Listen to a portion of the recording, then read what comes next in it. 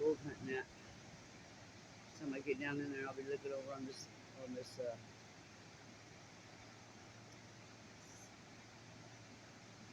South Bank. I think for a minute what way it was. South Bank. Over here, that water will push all that whatever's up in there. But for now, we have a new little river. Like I said, let's go tubing.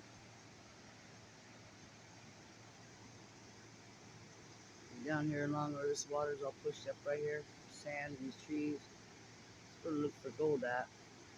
Generally, you need black sand, but the water was moving pretty good. Might have some glittery stuff in there. We'll see.